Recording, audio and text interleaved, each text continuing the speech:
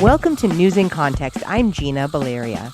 In this episode, we explore the role and power of language, words, and phrases in how we discuss the issues that affect us and that drive our news and information cycles. Phrases like Black Lives Matter and cancel culture, and words like socialism, communism, and fascism. We battle over these in our media spaces until their actual meaning seems lost, and then we assign our own meanings to serve our ends. My guest is Dr. Laura Specker Sullivan, Assistant Professor of Philosophy at Fordham University.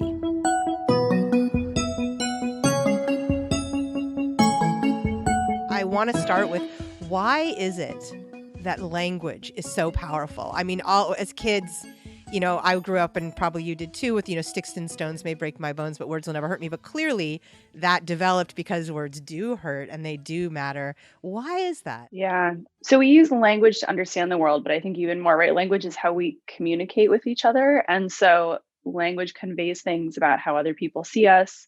And sometimes that can be kind of out of keeping with how we see ourselves, maybe the language that we prefer for ourselves. And so I think a lot of the time when you see these clashes over language, it's in part because there's that disconnect between the words that someone else is using to describe you or your experience and the way that you think of that yourself. But I think largely a lot of the conflict and the disagreement you see is that clash where all of a sudden people's language is not matching up. And that can lead to really big problems. Yeah, it really can. And again, that just shows the power that language has.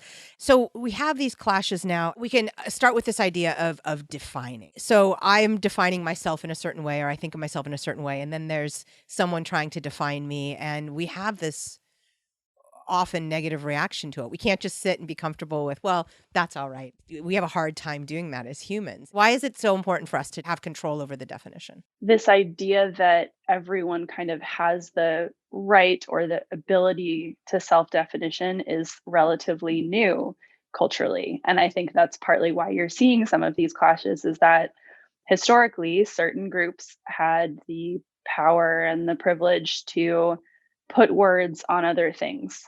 And so the kind of like power of definition is something that hasn't always been justly distributed. It hasn't always been along egalitarian lines. This is a new idea where you have people actually taking the reins and using language that they want to use. And I think, again, that's where you see some of these confrontations, is you see groups who have been kind of used to, again, having the power and having the privilege to define certain things and to say how they work. It's interesting. It's a very philosophical impulse. You go back to Aristotle, and Aristotle is kind of where we get a lot of our, I think, scientific and intellectual obsession with categorization and definition and understanding the world by kind of like putting it into these boxes of, okay, this is what this is. And there is a real power to that. And I think it does serve intellectual purposes. But the danger is when you think that that's what that thing is, kind of essentially, or when you take away the agency of that thing, which maybe is a person and maybe has other words or ideas that they want to use. Obviously, we have a million examples of this going on right now. Given that this podcast is being recorded this week when we got the verdict, 3 guilty verdicts against Derek Chauvin for the murder of George Floyd, that moment, that killing led to this. I mean, the reckoning was happening, but that killing led to a flaring up of this reckoning of, hey, we matter. We have a phrase, Black Lives Matter, and this is an example of how they don't. And so it's the phraseology mixed in with the experience, and then trying to communicate the experience through the words.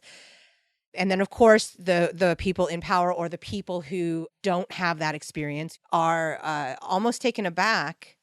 And then there's this scramble to push back on that. So I'm wondering if you can talk a little bit maybe about the Black Lives Matter phraseology and movement and responses to that. I think it's natural human psychology to feel uncomfortable with a language or with a set of ideas that is unfamiliar to you, or is maybe describing an experience that you don't understand. And I think it's very natural to feel maybe defensive in the face of that. I do think that a really important virtue that people can kind of learn to practice and can get better at is humility, and especially intellectual humility. Sometimes there's that initial feeling of defensiveness, like maybe in the face of the Black Lives Matter movement. And I think it's important to kind of sit with that defensiveness and think about where that's coming from, maybe before responding. I think often the response to Black Lives Matter is this idea of, yeah, all lives matter. And this has been said before. I don't think I'm saying anything new in pointing this out. It's like, yes, all lives matter. But right now, in the United States, at this historical point, we need to be talking about how Black Lives Matter. And I've seen a meme that I'm sure you've seen, I'm sure other people have seen, about a house on fire. Yes, my favorite. Yes, I think it's so clear is that there's a house on fire and someone's like, this house matters. Like this one is the one that we need to pay attention to right now because this is the one with an issue. And then it has someone saying like all houses, like the whole neighborhood matters. And it's like, yeah, but right now this one matters. And I think that that's a helpful way to think about it is that saying that Black Lives Matter isn't saying that only Black Lives matter. It's not saying that other lives don't matter, but it is saying that I mean, we are a country with a remarkable history of racism, slavery, entrenched systemic inequalities. I think we really need to be thinking about that.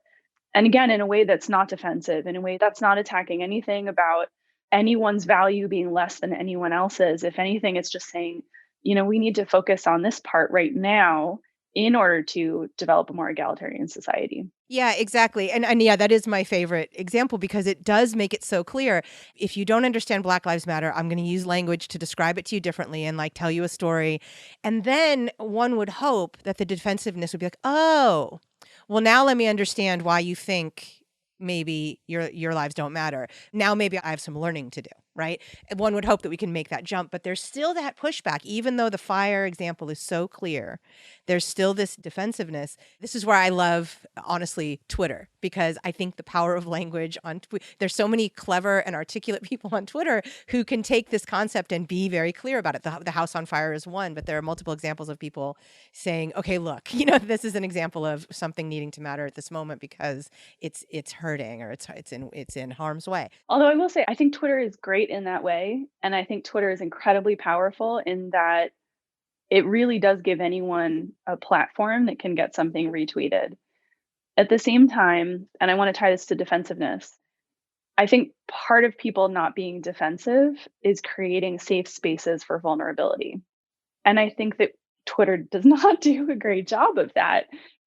Understanding how these different platforms function and kind of what they can do and what they can't do is really important because Twitter is great for people understanding things via memes, right? Or getting attention to an issue that really matters and that gets uptake from a lot of people like retweeting it and talking about it. I think that's great. It's maybe not a place to show vulnerability or maybe to bring up an issue that people feel sensitive about or that requires more nuanced conversation. And so, this is a place where I think there's a demand for more, and this is so complicated in COVID, but for more small scale, in person conversations about this stuff. And again, this is why I love being a philosophy professor, is because I can talk about these things with my students, with a group of 20 to 30 students who are like in their late teens, early 20s, are very curious about the world, are, in my experience, very willing to make safe spaces for each other to explore ideas and try out different ways of thinking about things. And every space is not like that. And so I think that's a very special space. And I really enjoy being able to be part of that. And it's a very different space than Twitter. You are 100% right. What Twitter turns into is my echo chamber and your echo chamber and everybody's echo chamber rather than us really having that conversation across those divides. And, I know you've done some work and some thinking around this idea of trust. And when we're talking about things like the Black Lives Matter movement or cancel culture, which I want to talk about as well, and some other things, we're really talking about, unfortunately, setting up dividing lines and then battling it out across those dividing lines rather than hearing, okay, what's going on here and how do we communicate? And we're more polarized. I'm also a journalist, so the loss of local news has made us more polarized. The fact that we grow up in or we live in communities that maybe aren't that integrated makes us more polarized, or at least have zero experience with someone else. And then, of course, COVID.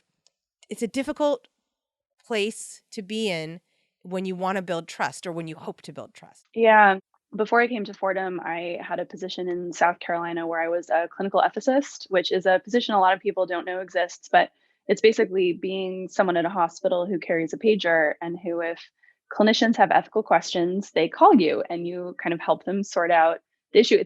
You end up getting questions from people about very fraught situations. So cases where, maybe it's end of life decision making, maybe it's, trying to figure out how to convey a very difficult diagnosis to someone.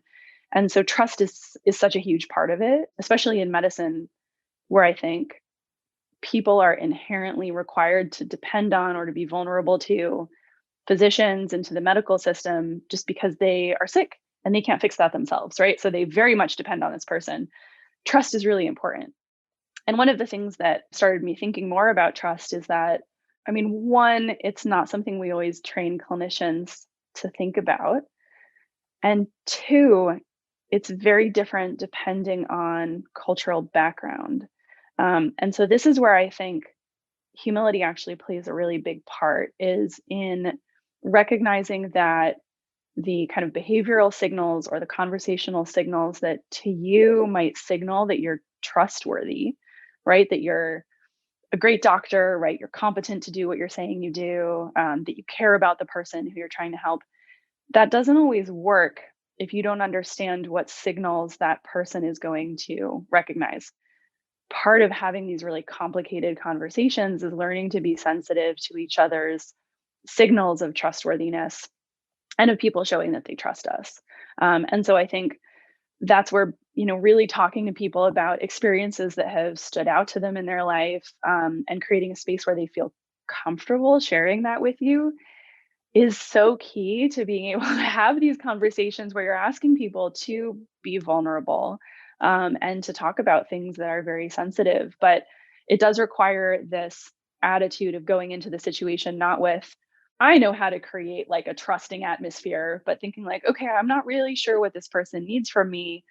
Like, what can we do here? I think it requires giving up a little bit of sense of maybe control and power and expertise, and just being people together, and that can be really hard. That can be really hard. And when I work with my students or when I work with people on this to try to find a middle ground to what you just said, it's like, you don't have to give up who you are and you don't even have to give up your perspective. You just have to listen. That's all. You can disagree, but hear, listen and know that that person's bringing a different experience. And I do this in writing too. I'm like, you're not a good or a bad writer. This is a different writing style we're doing in journalism than you do, and it's just different. And kind of like, Mhm. they just have a different experience than you. No one's got more or less, just different. So listen, and then you can share too. But you're right. Like that work is sort of one on one or small group, and when you're dealing with the societal chasm that we have, it's like, how do we possibly scale this up? How do we possibly bring this trust and humility out to the world, into our social media spaces, wherever? Again, I think this is where it's complicated because so there are kind of like different ways that you might think about trying to have conversations about contentious issues. And one is staging a debate between two people with very different views. And like you said, they're kind of going at it and they're butting heads. And it's fun to watch, right? I mean, this is how we stage our presidential debates. Like, this is how things play out in the news and on Twitter. And it's really interesting. And this is kind of why people like it. There's a podcast, The Hidden Brain, that I love. They were talking about this study of how people tend to engage in presidential elections the same way they engage in sports, where they're kind of like rooting for their team and they're getting really emotionally involved. And that makes it like it's entertaining, and it gets people watching. And I think it really doesn't serve the aims that we think it does, which is actually having a nuanced conversation where people might be willing to change their minds on issues. And so I think part of kind of shifting out of this, really contentious, almost like culture war that we're currently going through, I think is willing to step away from that entertaining debate model of conversation and interaction and step more towards this conversation, discussion where people are vulnerable, which is really like isn't always as much fun to watch because you're not going to have that like I'm defending this person and this person is defending this other person, right? That's not going to happen.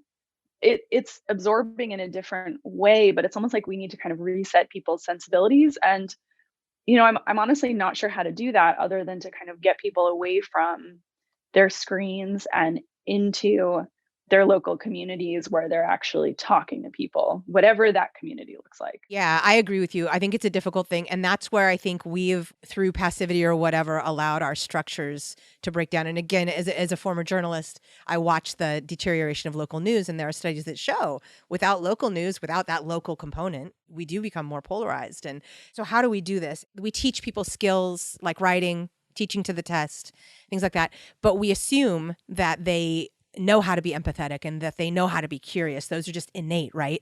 But really, no, I think those are things that actually have to be cultivated. And we actually are making less room for that stuff now, maybe in our education system, maybe in the way we're living our lives. I think actually we need to make space for teaching, of course, media literacy, but also teaching empathy, teaching curiosity, cultivating that in people, making room and space and intentionality for it. And again, that's going to be a long-term solution, and I think we have some short-term problems we got to address. But I think we need to kind of really look at what exactly is it that we can do well, and where exactly are we lacking in our way we deal with each other. One of the things that I think I was really lucky to be involved in when I was a graduate student is I was at the University of Hawaii, which was just a great place to be because it's a department that has a lot of expertise in non-Western philosophy, so right, Islamic, Japanese, Confucian. But one of the parts of the department that's really great is there's a program called Philosophy for Children that basically institutes philosophy being taught in public schools, including elementary schools. I mean, it's a really remarkable program, but a really central part of Philosophy for Children is what are called community inquiries. And the whole idea behind a community inquiry is that you're creating a safe space for people to ask questions, to kind of just like say what's on their mind. There are kind of structures that you use in order for people to learn how to challenge each other, where you can say something like, I think you're making an assumption, or I have a counterexample to what you say that I'd like to share. And so we give them these kind of tools that they can use to have a conversation, again, about something that's contentious. So I'll never forget one of the days I went. The person who was teaching the class had one of these boxes where you can't see what's in it, but you put your hand in and you're kind of like rooting around to feel what's in it. And the whole idea was to try to describe what you think is in it, but how you think you know that. And so to try to play with kind of like perception and how we identify things. And just seeing these really young kids kind of ask each other questions where one kid was like, I think it has fur. And one student would be like, why are you thinking that? Like, what is that coming from? And kind of just getting curious about each other's experience. It was really eye opening. I still use community inquiries in my undergraduate classes. I think that they're really effective teaching tools. But I think a thing that's challenging about them, and I think this is something that's not unique to the United States, is that we think largely of education as job training. And in that context, education is ultimately competitive. And so it's hard to create a space where people are curious about each other's experience and they're kind of taking time to learn that and they're expressing intellectual humility when you have students who their sense is not, my job here is to be curious and to have a good conversation. And when their sense is more like, I need to be the one to reach my hand into that box and to identify what the thing is correctly first, and then I win, right? Which is kind of how we teach now. And that's actually that's how I would have been it as a student. I'm going to get it right. Yeah, exactly, exactly. And so I think it requires really rethinking not just what we teach, but if we want students to come away with skills of intellectual humility and empathy, we need to give them ways to practice those. And we also need to recognize that they're trying to practice them in a system that largely discourages their expression. There are a lot of tensions that I think we're working against. It's not to say it can't change, but it's a complicated situation. You're listening to News in Context. I'm Gina Valeria. We're talking with Laura Specker Sullivan, Assistant Professor of Philosophy at Fordham University, about the power of language in our social media spaces. I'd like to shift to this idea of cancel culture, which I think was my initial reason for wanting to talk with you. What's your take on it, and what's your take on how we're navigating and how it's affecting us? I feel like at this point, it's largely a meaningless word because of how disparately it's used.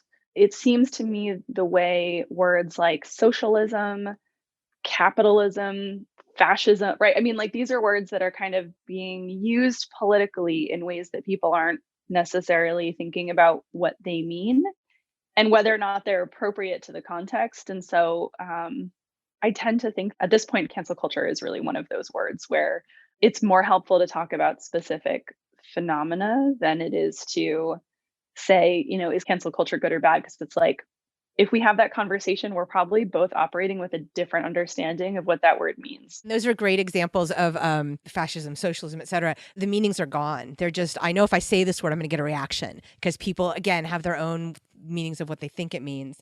And so we're often not even on the same page when we discuss these things. So with cancel culture, I mean, it can be, we're holding you accountable. There is a consequence. Freedom of speech doesn't mean freedom from consequence. There's a responsibility there. Or it can be, we're trying to chill your speech because we don't like what you say, even if it might be valid in the public discourse. Or we're bots and we're just attacking, as bots and not people at all. But you're right. It's this whole buzzword now that we've used. So I've learned this from my students who believe in freedom of speech, but the students who come from traditionally underserved groups or have been marginalized, they have kind of a different take on speech. They believe in speech, but they're like, there is real harm there. We felt it. We felt the harm. How do we balance all of that? And how do we balance making sure we can say what we need to say? So philosophically, I mean, how do you navigate those issues of the speech part of cancel culture or of consequence culture or whatever? How do you navigate with your students allowing space for them to express while dealing with the potential harm that can come from some of that? One of the things that we just went over in my class is there's a philosopher, Maisha Cherry, who is just coming out with a book called The Case for Rage, which I think is related. She has this chapter that's essentially defending this idea of moral anger. And she's distinguishing it kind of just from like simple anger, where she thinks, simple anger is kind of getting angry at someone because you want to harm them, right? It's kind of like reciprocal anger, like maybe they've said something that's hurt you. And so you want to hurt them back. And you're going to do that by getting angry at them and saying something. And she distinguishes that from moral anger, which she thinks is anger that is expressed in order to try to encourage transformation or change within a community or within a person. And so it's getting angry at someone, but it's from a place of love where it's like, I know you can do better and I know that we can do better. And I think that that's just such an important distinction to make because again, it's not saying that expressing something in anger is in itself. And I also think it's important to note that, for people who are harmed, if they're getting angry in order to harm, in some ways, that's a really understandable reaction. And I think we need to remember that, especially for groups who have experienced kind of repeated and unceasing marginalization of their experience and their viewpoints. I don't think that jumping on those people and saying, okay, well, you're expressing the wrong kind of anger is really the best way to handle this. But I think that paying attention to that distinction for ourselves and thinking, when I'm getting angry, am I getting angry because I want to cause harm or am I getting angry because I want to encourage moral transformation?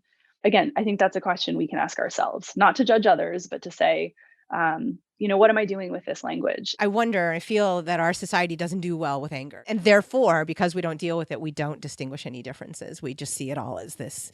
And so it would be wonderful for us to learn how to deal with that because there is a lot of historic systemic racism and sexism and misogyny and all kinds of things that we have to, that I hope it feels critical that we figure it out if we want to move forward. Yeah, absolutely. And I think too that there are distinctions between who we think is allowed to express anger and when that's normal and who is not and when we're kind of surprised and taken aback by it. And again, I think that's just an important question to ask ourselves and perception to be aware of is that sometimes it's okay and sometimes it's not okay. And that doesn't really fall along rational or justifiable lines. Right, exactly. And then there's this other piece of cancel culture. I'm trying to hold you accountable by pushing back on you. And then and I think this goes back to the point you made initially in our discussion, this point of if someone has any sort of power at all inside the societal space, that there is just this sort of seemingly overreaction to the criticism. And so that dance or that grappling with back to language, like I'm trying to hold you accountable. You're trying to say these other things that I'm trying to cancel you or devalue what you're saying. I think in the societal space, that's paramount right now. It's hard because it's used so differently, but I think so. For example, cancel culture in some ways operates as kind of public shaming, and I think that functions really differently when you're talking about, say, a college student who doesn't have a platform or a public role versus someone who is like a mayor or a governor, right? Or a pop star, right? Like these are really different kinds of situations. And this is partly why I think it's important to think about what people are trying to do when they're trying to call someone to account. I think expecting that we're going to have public leaders who do not sexually harass people who are working for them is totally normal. And I think criticizing those people on that basis is something they sign up for as part of that public role. I have trouble seeing that as anything like cancel culture because that sounds like very healthy, democratic public criticism. I think that's very different when you have, a student who, posts something problematic on TikTok, and then that person is maybe doxxed online and, is publicly shamed in a way that they never signed up for. And so I think that that's a really important distinction to make. And again, it does relate to, the person's acceptance of a certain public role and whether or not they did that explicitly. Again, a politician does that and a college student does not. And also kind of asking what we're trying to get from it, because the lesson that a student is going to learn by going through public shaming is probably not the lesson that we want them to learn. Whereas public shaming or cancel culture or something, public criticism of a politician or, again, someone in power is in part to call them to account for the role that they signed up for in the first place and to set expectations for how we think people in that role should act. And so, again, I think it's important to be clear on what, and I don't think people are always clear on what they want out of this kind of public criticism. But I think it's important to ask that question because those serve very different roles. That's a great point. It's such a blunt instrument in our public spaces.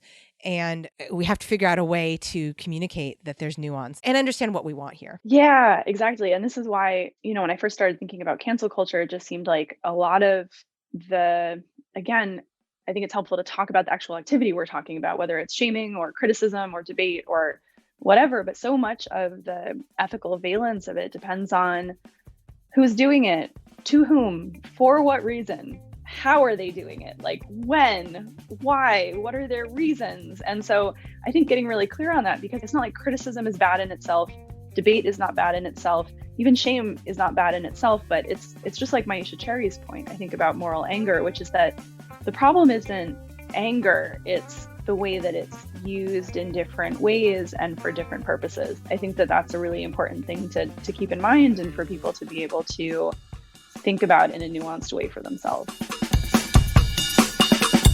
Thank you to my guest, Dr. Laura Specker Sullivan, Assistant Professor of Philosophy at Fordham University.